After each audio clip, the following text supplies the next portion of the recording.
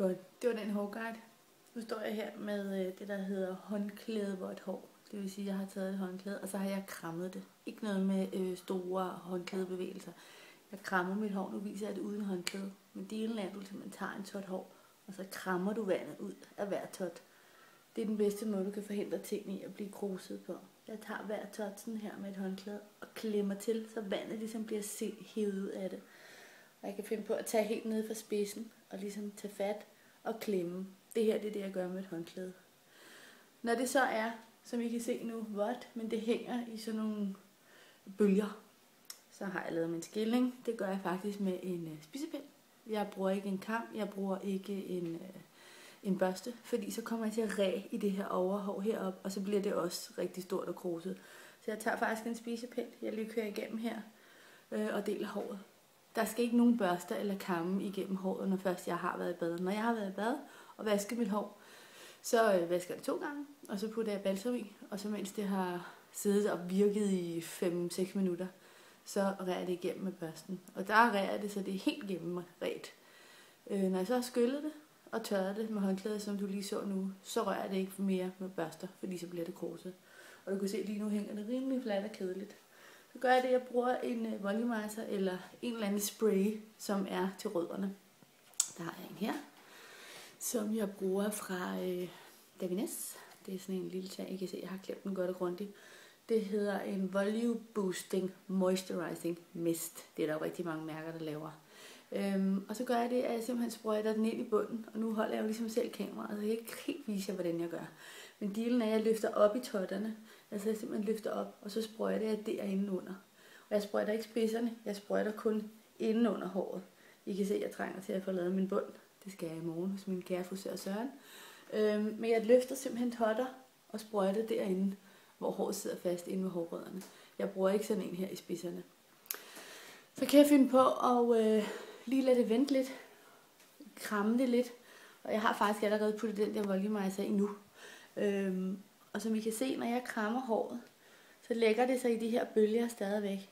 Og jeg gør det kun 1 gang, og giver slip herop, og giver slip igen. På den måde, der sikrer jeg mig, at krøllerne ikke bliver sådan noget stort frizz, men at det derimod bare bliver de her krøller. Man kan godt have problemer med bunden, at den bliver for flad. Og der kan jeg godt, nu har jeg tænkt mig at vise jer, hvordan jeg lufttørrer mit hår.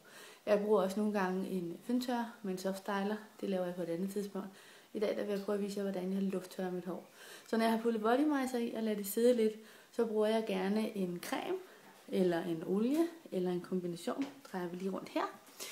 Jeg har den her sag, som faktisk er en olie fra Kerastase, som hedder Oleo Curl. Jeg bruger rigtig mange forskellige produkter, så det er ikke kun dem her, jeg bruger. Men jeg har lidt fundet ud af, at mellemtingen mellem noget, der får krøllerne til at holde sin facon, uden at det klistrer, og noget olie, som er med til, at hver krølle ligesom bliver formet, og så noget volumen, det gør, at mine krøller bliver rigtig flotte. Så det jeg gør med den her, det er, at jeg er sådan i en ret god afstand. Jeg er ligesom, hvad skal vi sige, her et sted. Sprøjter, og jeg sprøjter faktisk kun herop til. Jeg sprøjter ikke op i bunden, fordi det her er en lille smule fedtet. Så faktisk hele vejen rundt herop, sådan cirka lidt over øjenbrynene. Alle de lange længder sprøjter jeg med sådan noget olie. Og det kan hedde meget forskelligt. Men det er nogle gange silikonbaseret, nogle gange er det alt muligt andet baseret, som jeg ikke har en skid forstand på. Når jeg så har puttet det i, så krammer jeg igen. Og ja, det her er ikke noget, der tager 5 minutter. Jeg krammer det igen, og jeg sørger for stadigvæk, når jeg nu er alligevel i gang med at kramme, lige at gå ind med fingerspidserne og køre rundt herop. Jeg sætter fingerspidserne ind i hovedbunden og lige kører op. Jeg har jo stadigvæk den der volumizing ting oppe i min hovedbund. Og nu er mit hår ved at tørre, så det vil sige, når de her produkter virker, så er det vigtigt at få arbejdet med. Det vil sige, at jeg igen tager fingerspidserne ind, og så kører jeg ligesom rundt. Og I kan ligesom se, når jeg giver slip her, kan du se, så er der volumen her stadigvæk. Så giver jeg mig selvfølgelig ikke til at røre den. Så lader jeg den sidde og lufttørre der lidt. Og det samme kan jeg gøre her om i nakken. Og sørge for hele tiden at komme ned i bunden. Og tage håret helt fra spidserne. Lægge det op i hånden og ligesom kramme det helt herop. På den måde der får jeg de her rigtig flotte, naturlige. Du kan allerede se, hvordan det former sig her nu. Så kan jeg godt lide, når det er ved at være sådan, som det er nu, mere end håndklædetørt. Jeg har stået og arbejdet med det, og jeg har også tørret det rigtig godt, inden jeg gik i gang med at filme det her. Altså kun med håndklæder. Så kan jeg godt finde på at begynde at putte noget curlcreme i.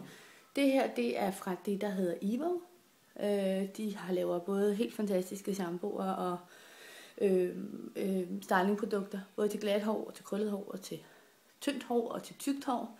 Der er mange, der tror, jeg har enormt tykt hår. Det har jeg ikke. Jeg har enormt meget hår. Og som I kan se nu, så ser det jo ikke ud af særlig meget. Den her, den hedder Liquid Rollers Curl Balm. Det er igen noget med krøller. Jeg køber primært kun produkter, der så hedder noget med krøller. For de har ligesom tænkt over det her med, at jeg i hvert fald ikke gider have helt vildt irriteret sådan noget pophår, frizz-hår. Der er nogen, der synes, jeg har pophår. Det synes jeg ikke selv. Denne her kan jeg ikke rigtig vise dig, hvordan jeg putter ned i min hånd, fordi så skal jeg give slip på kameraet. Jeg har spurgt min dejlige søn, om han gad hjælpe mig, men det er søndag, og det gider han ikke. Så jeg tager en klat på størrelse med en 5'er i min håndflade, tørrer den ud i begge håndflader, og så nu er min håndflade tom. Men i princippet vil jeg have creme på hånden nu, og så starter jeg helt nede fra bunden, og tager igen en tot, og følger totten helt op, helt herop. Og så krammer jeg, giver slip, tager en ny tot, helt herop og krammer. Og I kan godt se, hvordan jeg på den måde sikrer mig, at der ikke kommer alt for meget frizz ud af det. Jeg gør det hele vejen rundt. Løfter håret med i håndfladen, helt fra bunden, helt nede fra spidsen, og helt op. Og gør det igen og igen. Og den her sådan lidt stramme gentagelse af bevægelserne. Og I kan se, at jeg bevæger også mit hoved og mine hænder ret langsomt. Og det gør jeg for ikke, at det bliver sådan noget panikhår, ikke? Så det tager altså lidt tid. Nu går jeg ind og sidder og skriver lidt på et blogindlæg til dig. Og så fortsætter jeg lidt senere, fordi der er mit hår lidt mere tørre. Men det jeg gør fra nu af, indtil vi ses igen, det er, at jeg simpelthen indimellem bare lige sidder og gør sådan her med mine hænder, mens jeg kan mærke, at det tørrer. Sikrer mig, at jeg løfter det fra bunden, men så nogle bevægelser. Sikrer mig, at krøllerne bliver formet, fordi nu er der jo både det der kastageolie i, og der er noget curl cream, og så kommer der et sidste produkt, inden jeg putter spray i. Men nu skal jeg lige skrive lidt. Hej!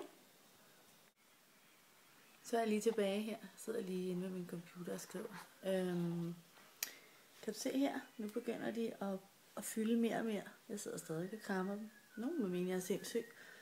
Og der er rigtig mange, der pæner. Jeg har pæne krøller, og det er derfor. Så jeg sidder stadig og krammer, men du kan godt se, at de bliver mere og mere høje og adskilt. Og der bliver mere og mere tørt hår. Og det er lige præcis sådan, det skal være. Snart har jeg lyst til at putte et andet lidt fedtet produkt i, fordi du kan godt se sådan noget der. Det er ikke godt. Der må ikke være for meget frizz. Men man skal også passe på ikke at putte for mange produkter i, mens det er lufttørre. Noget andet er, når man bruger en føntørre eller en softstyler, så skal der være rigtig mange produkter i hele tiden. Dels for at beskytte håret, men også for simpelthen at skabe den facon og den tekstur, man nu vil have i håret. Det gør man med varme. Men her der er jeg afhængig af, at vejret hjælper mig. Og der er jo ikke så meget vejr herinde i mit soveværelse. Men du kan godt se, det har fået mere hårfacon nu. Så jeg skriver lige lidt mere. Snakkes I ved. Hej. Så står jeg her. Nu kan du se, nu er det ligesom begyndt at fylde rigtig meget, og nu er det ved at være godt tørt her i bunden. Det er stadigvæk ret vådt heroppe, men der har jeg også puttet ret mange produkter i, så der bliver jeg ved med at arbejde videre. Nu bliver jeg nødt til at lægge kameraet fra mig. Jeg vil lige vise dig, hvad det er, jeg skal.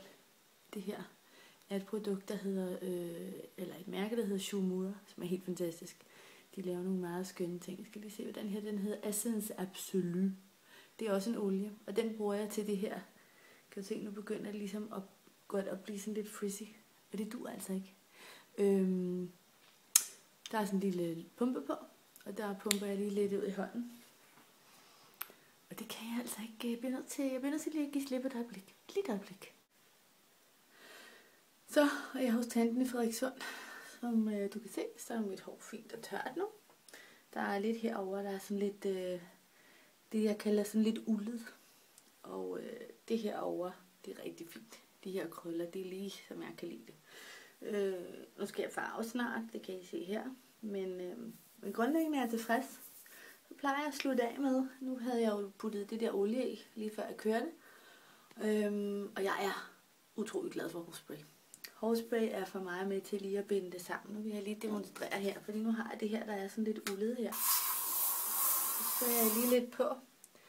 Og Og så mens at hårsprayen stadigvæk er våd, så jeg er meget glad for krammen. Det fornemmer du vist efterhånden, ikke? Så krammer jeg simpelthen hårsprayen ind i, og så tager jeg hovedet lidt ned og sprayer ligesom op i håret. Og bruger ligesom tyngden af, nu hænger håret frit, så kan jeg ligesom komme til at kramme det op, sådan så det fylder flot herover, og jeg får lidt af det der ulleri væk. Det samme gør jeg på den anden side. Løfter lige lidt fra hovedbunden, og huske nakken. Og i det hele taget gør jeg meget det her med lige at bruge et bakspejl. Ja, her er jeg i min tandspædevals. Så kan jeg godt lige huske også at tjekke nakken, fordi den kan godt nogle gange blive lidt fladere, men det ser nu fint ud. Og så igen vipper hovedet til den anden side. Igen for ikke bare at komme til at lave sådan nogle kæmpe blob af hårspray i håret. Så krammer jeg det først op, og så lader jeg det ligesom hænge frit her, som du kan se, jeg gør her. Og så tager jeg hårsprayen igen, og ligesom sprayer op i nedefra. Sådan her. Og så krammer jeg det, mens hårsprayen stadigvæk er våd. Og så synes jeg faktisk, at det skulle gå meget godt. Jeg tror, min frisør ville synes, det var lidt fladt i toppen. Jeg kan godt lige gøre sådan her. Jeg kan godt lige tage lidt i toppen her. Og så krammer jeg. Og går ind, og det er lidt ligesom en hovedbundsmassage. Sådan. Så er det sgu fint. Så er jeg klar til en søndag i Frederikssund. Nu skal jeg ind og spise kanelstang.